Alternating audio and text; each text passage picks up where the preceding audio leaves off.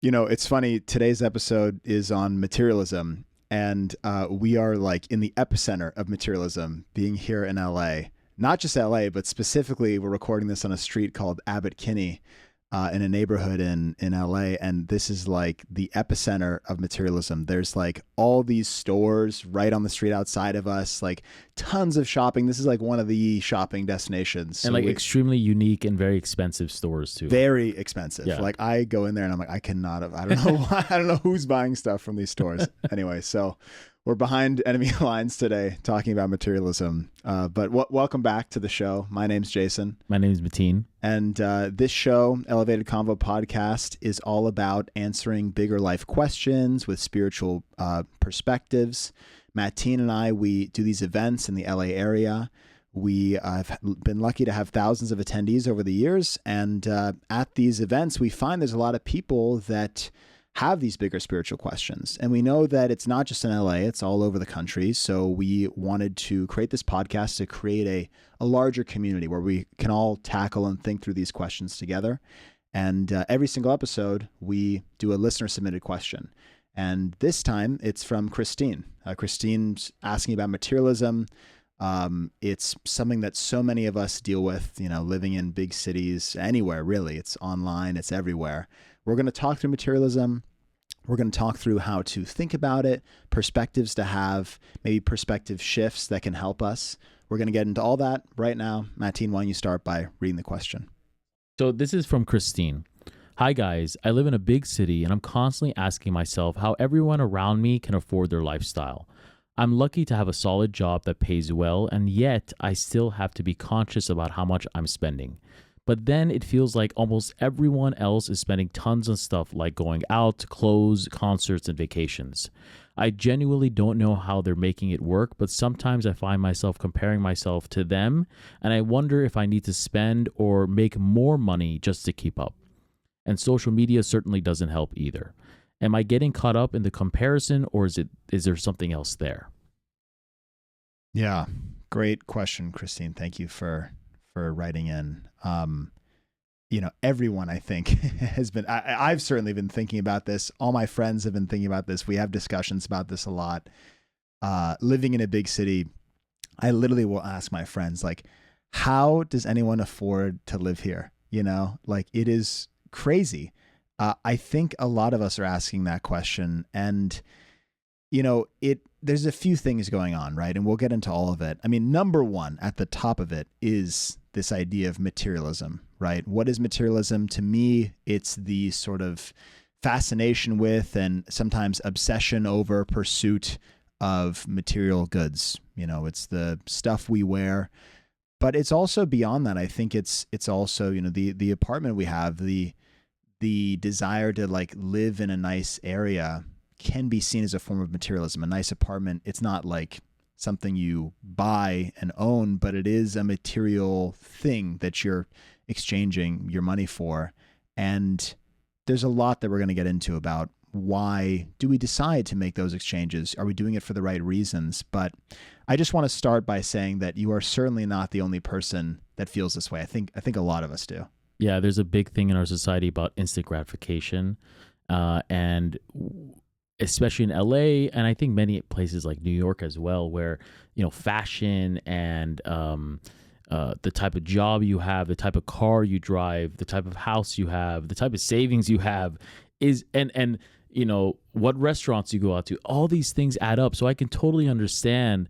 I feel it every day, so I can imagine someone who struggling to pay the bills or to even take care of, there's so many other things like, you have to take your school, in the future, children have to go to school. There's going to be, debts that's going to be added up. Yeah. There's not just debt of future generations. It's your debt you have to deal with yourself from school. I mean, right now we have many people have over $100,000 in debt that's just sitting there in the bank and they have to pay off. So there's an overwhelmingly pressure from society, from social media, and many other avenues that feels daunting on us. And it's hard to compete.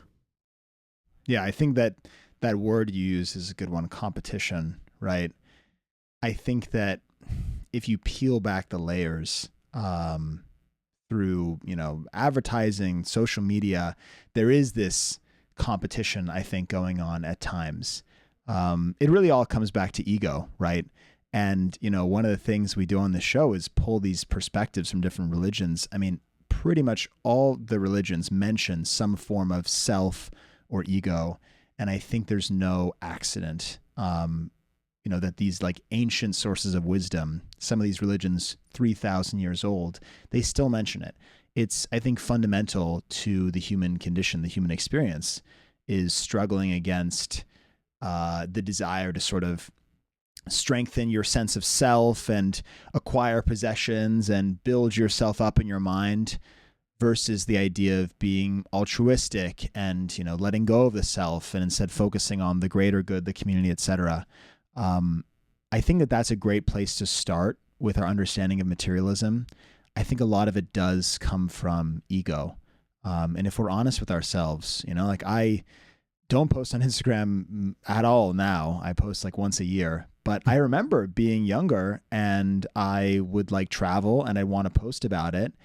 And I'd want certain people to see it. I'd want people to have a reaction and ask me about it when I came back. And I was asking myself, why do I care? And yeah, ultimately it was ego. I wanted people to know that I went on the cool trip, that I saw this cool stuff. Yep. And I didn't really want to be a part of that anymore. So I stopped posting on Instagram. But I think it's a big motivator for a lot of people. I'm certainly not, just because I don't post on Instagram anymore doesn't mean that I'm completely exempt from it now. Certainly not.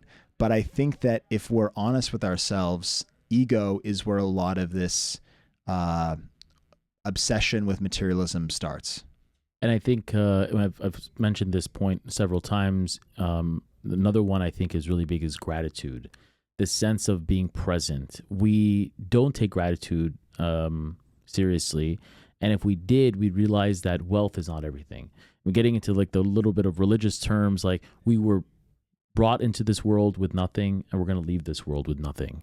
And if we can understand that, like look at, for example, the Egyptian, princes and pharaohs, they would, when they died, they would put all their jewels and all their gold in their, the tombs and their caskets. Yeah. For, this idea that like, they'd be, saved in the next world.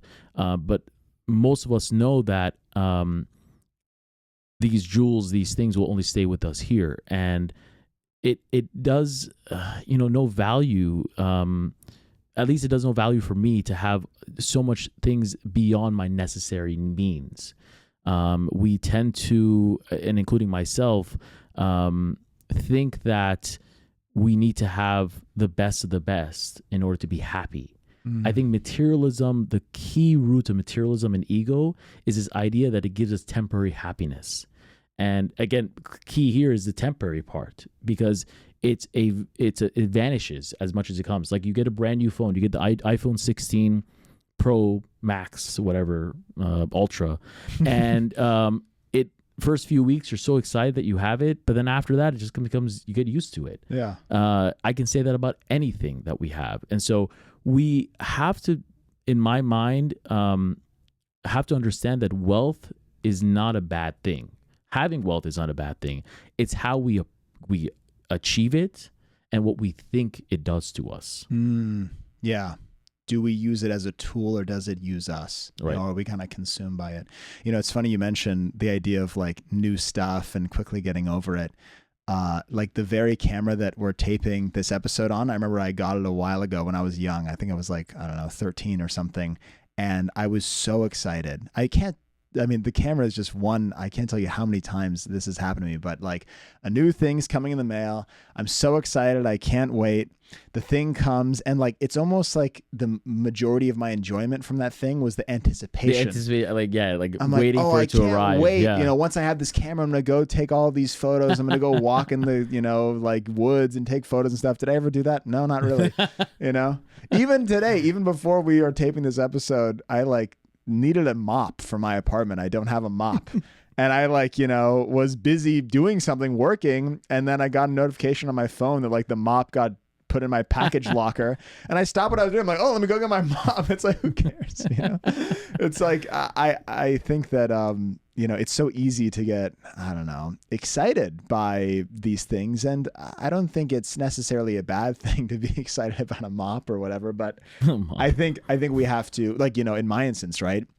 The truth is that, like, it took me away from what I was doing.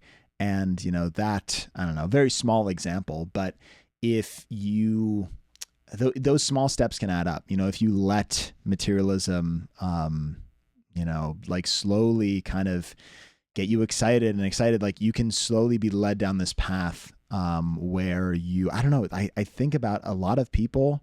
I wonder, like, they're in these jobs that they don't like, but maybe they have the job because it pays them well, and that's how they can afford the life that they live. Sometimes I think that people are kind of like stuck in a lifestyle where, you're like young, you're ambitious, you go get a career, you try to climb the ladder, but then all of a sudden you're very unsatisfied with that job you have. But guess what? Now, like you mentioned, you have kids, you have a mortgage, and you can't afford to leave the job, even though you don't like it. It's like, well, this is all I got. I think we have to be careful, because, our lives are so short. 80 years can seem like a long time, but I think all the time about how I can't waste any time. I should be using my life to the fullest. And the idea of spending the majority of your life doing something that you don't like just so that you can buy nice stuff or flex on other people and post on social media, like, I don't know, it's kind of a dubious thought for me. Yeah. I wanted to share a quote, basically a spiritual perspective on materialism. And I think it's important to note, and you can, add on to it. Abdu'l-Baha, who is the son of the prophet founder of the Baha'i faith, reminds us, and he says, "Be happy and content with the bounty of God, and be not taken with the fleeting things of the world." And this, I wrote some things. I said, this doesn't mean we can't enjoy nice things or treat ourselves with nice things. It's about not letting it define us. And I think that's really important because, so much of what God has given us, so much of what this energy, this aura has given us, can make us happy. I go to places around the world. I've been to Africa. I've been to Iceland. I've been to Japan. And you flexing on me right now? I know you've been there too. So yeah. And we go there just like, we're going there on vacation, but it becomes an experience. It becomes a cultural experience. You realize that, this idea of like Americans know best, American way is best, society is best, that it changes perspective when you go to these places. And not to say, these people need more. They need help, but they're happy with what they have. They have a roof on their heads, they have electricity, they have some food, and they have their friends and family. And that's all they need. I think when we look at the base of everything, and then we look at our society in America and how, if someone in those countries could could tell what you do in a day. Oh, I go to the mall and I shop and I buy this and buy that. They would be, you're so privileged. Yeah. Like, you should be happy for what you have. Right. And so these are the lessons I say to someone that's like, go travel the world if you can. I know that's also, it's another thing. It's expensive and all this stuff, but just go see what other people experience day to day, the amount of gratitude that they have for what they have. They have their brother, they have their mom, they have their dad. And sometimes that's enough. Yeah, it's interesting. Some of the happiest countries are the poorest countries, poorest economically speaking, right? Clearly not poorest spiritually or emotionally, but there is something to be, I don't know, found in that fact, right? Like, why is that? I think that perhaps it's because contentment is easier.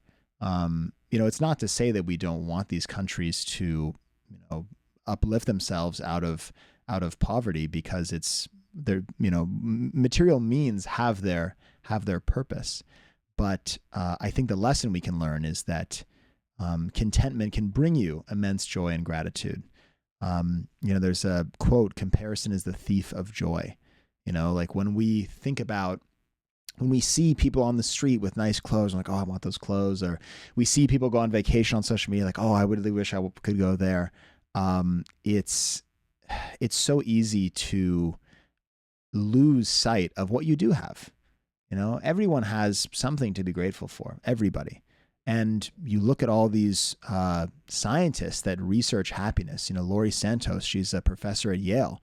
She has this course, The Science of Happiness. One of the number one things she recommends is this idea of a gratitude journal, writing down things you're grateful for. What would the world look like if we did that instead of comparing ourselves and wanting more material things? What could we unlock as society if we prioritize that? Once again, it's something I'm working on. We're all working on perfect.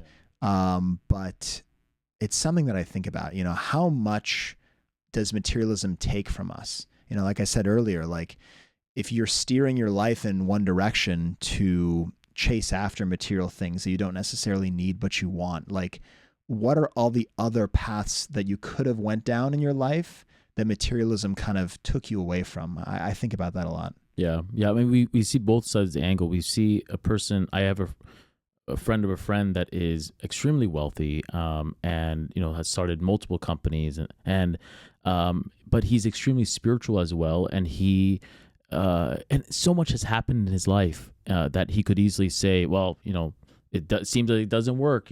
God is not, happy with me. I'm just going to keep making money. But it doesn't. He keeps pushing towards spiritual excellence. And so that with that, he gives a lot of money away to charities. He gives money to different organizations. He starts nonprofits, where then you also have someone on the other end. And I'm not saying, I'm going to say this person's name, Elon Musk, with SpaceX and all this stuff. He's a great guy, but there's maybe not today. Never mind. I take that back. Go read the news and you tell us. Yeah, you tell us in 2030 what happens. But it's what ends up happening is you have someone like him where, a friend of mine works at SpaceX, and he literally says that he's sleeping on the on a table for like 2 hours in the day, and then jumps back up and starts working again. His kids are not around. His he doesn't even care. Just making money. He's the world's richest man. But for what? Like, for what reason? And it's like it's like society, like literally there's a Forbes like top 500. These things, these magazines exist because it's like people want to strive to be them. That's interesting. These magazines wouldn't be making money, Forbes top 500, top 200, top 10, if people didn't care. And so social media captures on people's desires. Marketing materials captures on people's desires. Look at a billboard when you go to the mall and you can see things that you have to buy. Oh my God, if you don't buy this, you're not one of the cool kids. Yeah. And so we can imagine, I myself, like the moment we want, like talked about instant gratification, the moment we go on Amazon, they make it so easy for you to buy things. Imagine started things popping up on Temu, on all these different things, 25% off, 90% off, get this, buy 5, get 3 free. They have like wheels you can spin. Wheels. It's gamification. Everything is done to get you to buy more. But really, does that make you happy? I sometimes go to a house. It's so funny, these houses that people have, and their kitchens are like this big, and then their closet is like the size of like 2 bedrooms, and you go into the closet, it's like 300 shoes, 300 pairs of belts, 300. Is this really necessary, man? Like, did you need this? And so it's just like, it makes me wonder, like, how much far are we gonna go? And and I feel bad, Christine, like, don't feel that you need to be like these people. Yeah. Don't fall into this trap of materialism. Yeah. That your point at the end was interesting. How far is this going to go? How far are we going to take this?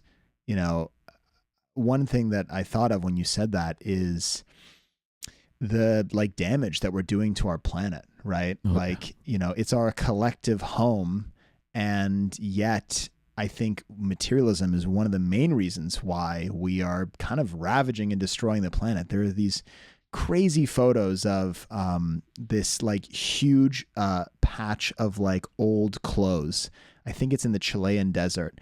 Crazy. And it's like, it's massive. It's so big. These satellite photos, I mean, it's visible from space, and it's all these clothes that people have discarded. They have no need for, that gets into a whole other topic on fast fashion. But you can just, if you just look up, like there's like e-waste that gets shipped off to other countries, all these, all of us discarding our electronics, like, I don't need this anymore. I want the new one, or maybe even the electronics are built to be discarded. That's a whole other topic. But anyway, I just think when you say how far will we take this, and like to what end, I think about that, it happens individually, right? Like I said earlier, what do we all individually sacrifice by chasing material things? What do we deprioritize when we prioritize shopping, whatever it may be? But then on top of that, collectively, what do we lose? We lose maybe clean air, clean water because we've polluted through, trash, landfills. There's so many costs, both individual and collective. Yeah, there's a quote I want to share, and I'm happy if you'd like to, share a, interfaith quote, you can as well. There's a quote by Baha'u'llah himself. He says, and it's about contentment. He says, contentment is real wealth, and honor is in being content and free from vain imaginings. I don't know if you want to discuss what vain imaginings is. I mean, to me, yeah, vain imaginings is, well, vain, right? What's vain? Vanity. It's funny, like when you go into the bathroom, that like mirror thing is called a vanity. Yeah. And it's like, because you're like staring at yourself, it's, yeah, to me, vain imaginings, it deals with vanity, it deals with self, and I catch myself doing it. Vain imaginings to me are, what if I don't know, owned a jet ski, what if I what if I went to this really cool place? What if I had this amazing apartment? What if I, daydreaming, like stuck in daydreaming. Exactly. Yeah. And, daydreaming, I think it can seem harmless at first, but we have to be careful because slowly, I think when these thoughts play in loops in our head, slowly we start to inch our lives towards, if I I don't know, am daydreaming about like a new car, right? Maybe it's like innocent enough the first couple times, but if I keep, thinking about it, I don't know, watching YouTube about it, noticing the car when I'm in, I think slowly what happens, at least in my experience, is like, I'll one day be like, wait a minute, like, am I sort of like prioritizing different things in my life because I want this car? Am I like, I don't know, it could be whatever, like sacrificing time from service and giving back to the community to work more and make more money, things like that. I think we have to be, a bit careful with that. The quote that comes to mind for me on this topic is Matthew 6:24. I'm paraphrasing, but Jesus is talking about how you cannot have two masters, right? You cannot, love both God and money. When you love one, you sort of like, hate the other. You cast aside the other. And I think about that a lot, like I think that some people want to have it both ways, but you do it in a way, have to pick, like you said, it's not that you have to be poor and, condemn yourself to living with zero money. No, but which one is your master? Yes, you can be a wealthy person, but you have to really ask yourself where your priorities are and which one are you shaping your life around. Right. And I was going to add this, speaking of, money and, income and all these things, I think it's important to note, like, let's stop, splurging on things just because we have a credit card. That's, I think, the number one. What I do, and I think it's the healthy, to give like suggestions, for example, like I tend to realize that when I have cash on me, I spend much less. Because it's like literally you're giving, you're like, I don't want to give this away to you. With credit card, it's a lot easier. You just like, Apple Pay, like click it twice, bing, boom, boom, and it works, And, but I put a cap. What I literally do is every week I say, for me at least, like it's $200. And that includes gas. That includes everything. And so, I mean, gas today, especially in LA, I mean, that's another thing. It's like $6 here. So you're like spending $100 Let's talk about that. So get an electric car. So it boosts it up. But something I wanted to mention is that, Christine, this is not just you. This is all the Gen Zs of America are dealing with very high interest rates, credits are going up. Our what is that? Credit scores are going down because we're not paying those back. And so what ends up happening when you want to get the things that really matter to you? You want to get that house, you want to get that car, but your credit scores is not high enough because now you have so much debt. Yeah. What's important here to note is like within a year from 2024 to 2025. Gen Z saw a staggering 70% year-over-year increase in debt. Wow. And then that's from like Gen X, which is like 40%, and the millennials, which is 52%. So that's, it's going up. It's a lot. That's too much. And then on average, we see that, personal debt of Gen Z is about like $94,000. Yeah. How is anyone going to pay that back? Yeah. I mean, a lot of that I think is student debt, but still, it's, gosh, yeah. Yeah. And I have friends, that I like talk to about their credit card debt, and we like make a plan on paying it back. And even still, if they're diligent, it takes, a couple years, and they're the fortunate ones in a way because they are addressing their debt now. There are many people out there that are like, oh, I'll deal with it later. That's a problem for future me. It's so easy now with these like buy now, pay later, Klarna, Afterpay, all that stuff. It's so easy, and they want you to do it. Like I was buying something the other day, and they were going to give me $50 off if I use the buy now, pay later. It's like they're kind of like setting these little traps for you. It's kind of devious. I don't know. I think about how one of the reasons materialism I think is so rampant is because there are all these economic incentives. The powers that be, the CEOs of the world, they want us to be infatuated with materialism. They want us to absolutely love it.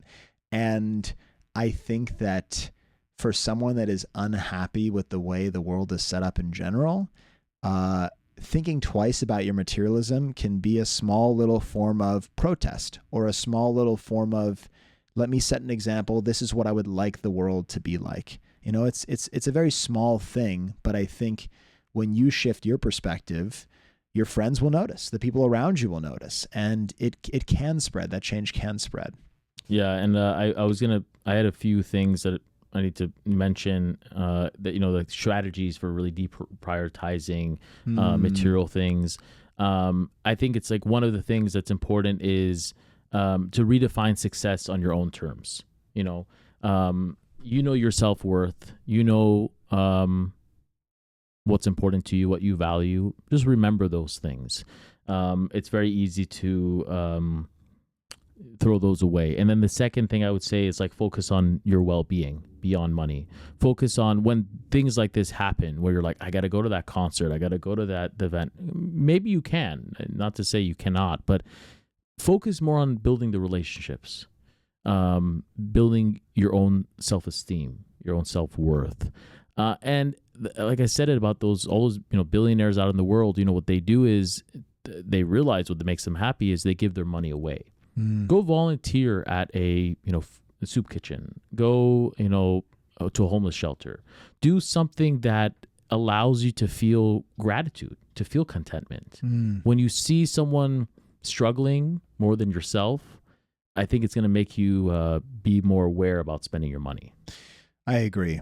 Yeah, I think that there is this painful lesson at the end of the path that is materialism. And everyone has to learn this lesson one way or another. And it's exactly what you said at the beginning. You can't take, your material things with you when you die. But even beyond that, even while you're still alive, I think that it is a hollow path to follow.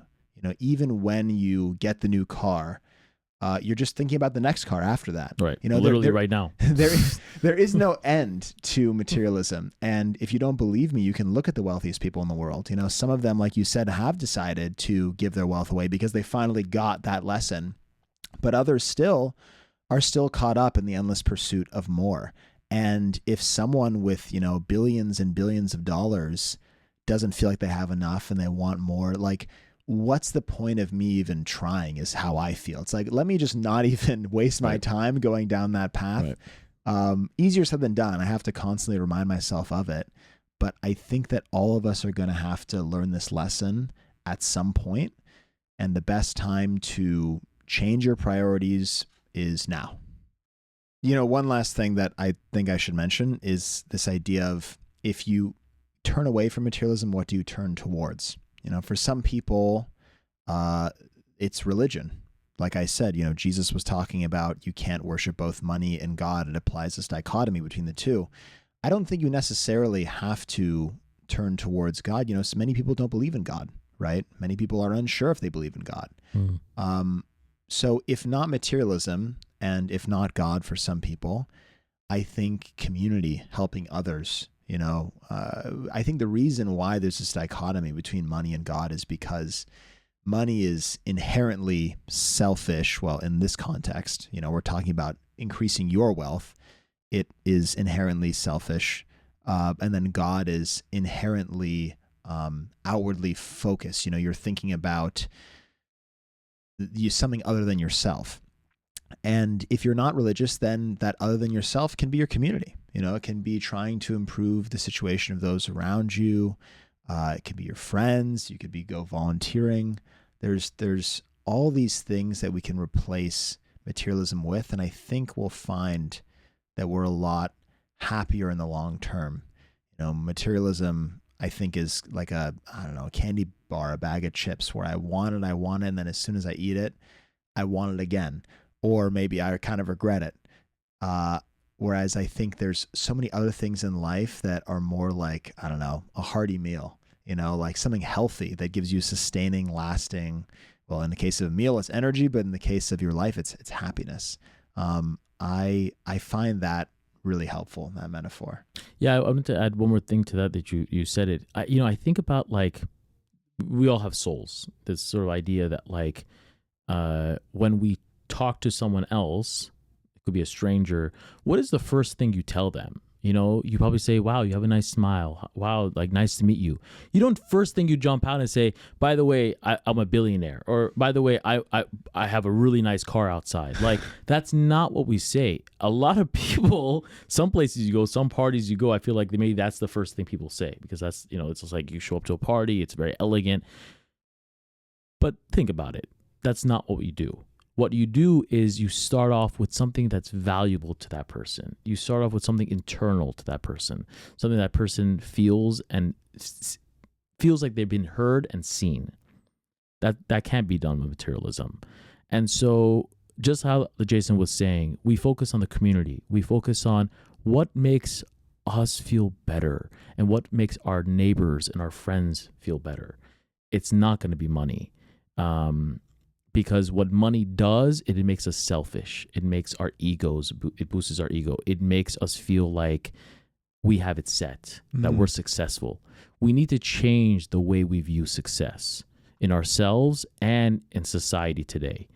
And if someone does it, good for them, you know. But do you need to surround yourself with those types of individuals? Maybe not. We can't change them, but through your actions, through your, you know, being humble and being empathetic and being content, I think that leaves a very lasting example to those around you. Again, it's not our words that matter, it's our actions. Yeah, I think that's a great place to end. Hopefully, Christine, that was helpful. And thank you guys so much for listening. Today we talked through why materialism is, you know, so rampant, some stats around how rampant it's gotten, and thoughts on how to replace that materialism with something else. For you that are new here, thank you for listening. You know, one thing I'll mention is we are a very, very young podcast, so we could certainly use your support. If you know someone that you think would be interested in this, please send it to them. Also, you know, all the usual things, like, subscribe, comment, all that stuff. We would love to hear from you in the comments if you have more thoughts on this subject. And like we mentioned at the beginning, every single topic that we do on this show is a listener submitted topic. So if you have something that you would like to hear us talk about, you're curious about, please leave it in the description. There's a little form you can fill out. And yeah, we really look forward to making this a community. We can all sort of work through these topics, questions together. And a big part of that is the listener submitted questions. So thank you for doing that. Yeah, thank you.